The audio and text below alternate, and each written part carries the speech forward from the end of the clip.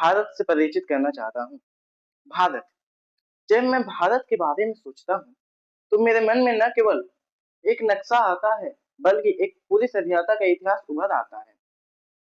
यह वही भूमि है, जहाँ मानव सभ्यता ने सबसे पहले आँखें खोली, जहाँ सिंधु घाटी की सभ्यता ने नगर नियोजन और कला का पहला पाठ पढ़ाया। फिर वेदों की वाणी ने ज्ञान की ज्योति जलाई। ऋषियों ने कहा, सर्वे भवन्तु सुखिनः, और यह भावना भारत की आत्मा बन गई। यहाँ महाभारत में धर्म की रक्षा के लिए युद्ध हुआ और रामायण ने मर्यादा का संदेश दिया। समय आगे बढ़ा, मौर्य और गुप्ता साम्राज्यों ने भारत को स्वर्ण युग दिया। विश्वविद्यालयों से लेकर विज्ञान तक भारत ज्ञान का केंद्र बना। चाणक्य की नीतियों से लेकर आर्यभट्ट के गणित तक भारत ने दुनिया को सोचने का तरीका सिखाया। फिर इतिहास ने करवट ली। मुगल काल में कला, स्थापत्य और संस्कृति का नया रूप सामने आया। ताजमहल जैसी रचनाएं भारत की सौंदर्य दृष्टि की पहचान बनी। फिर आया वह समय जब विदेशी शक्तियों ने इस भूमि को अपने अधीन किया। ब्रिटिश शासन के लंबे अंधकार में भारत ने अपने, लेकिन इसी दौर में स्वतंत्रता की अग्नि भी जली। 1857 का विद्रोह, 1920 का असहयोग आंदोलन, 1930 का दांडी मार्च और 1942 का भारत छोड़ो आंदोलन, हर घटना ने हमें आजादी की और करीब पहुंचाया।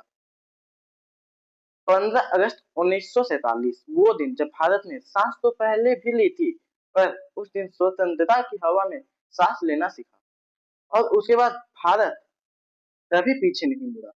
आज का भारत विज्ञान, तकनीक, रक्षा, शिक्षा और संस्कृति हर क्षेत्र में, चांद पर तिरंगा लहराने वाला चंद्रयान-3 हो, मंगल पर जाने वाला मंगलयान हो, या विश्व को आयुर्वेद और योग का संदेश देने वाला भारत, हम हर दिशा में आगे बढ़ रहे हैं।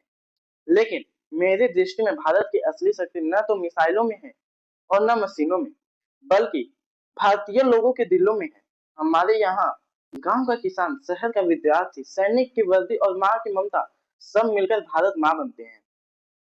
भारत मेरे लिए एक भावना है, जो इतिहास की मिट्टी से महकती है और भविष्य के सपनों से चमकती है।